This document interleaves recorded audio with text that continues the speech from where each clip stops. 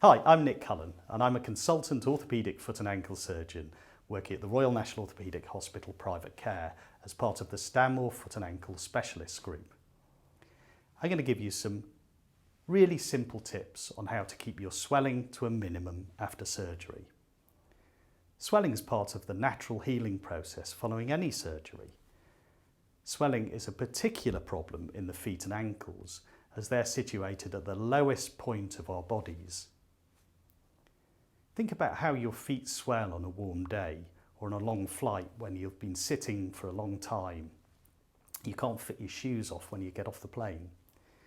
While swelling is a natural part of the healing process, too much swelling causes pain and it can affect wound healing. So it's extremely important that you try and keep your foot swelling to a minimum after your operation. Just think, less swelling, less pain, and the better your wound will heal. Keeping on top of your swelling is really straightforward. We sometimes refer to swelling advice as RICE, which stands for rest, ice, compression, and elevation. First of all, get gravity working for you. If your foot is elevated higher than your body, the fluid that causes the swelling runs back out of your foot and into your body, and the higher you elevate the foot, the more rapidly the fluid will drain.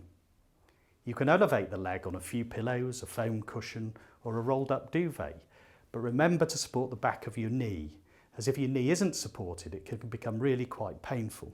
Swelling tends to get worse for the first 5 days after an operation. So for the first few days, it's really important to elevate the foot most of the time, let's say 55 minutes in the hour, getting up for essential things only. After this, you might begin to reduce the time a little bit.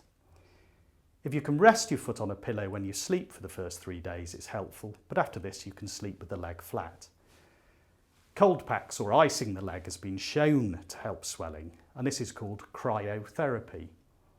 You should never apply ice directly onto your skin as it can cause really nasty burns, so apply it wrapped in a tea towel or a cloth.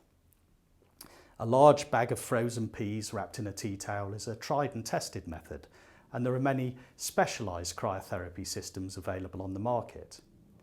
The third important piece of advice is to keep your leg muscles moving. So remember, elevate, cold packs, and keep those muscles moving.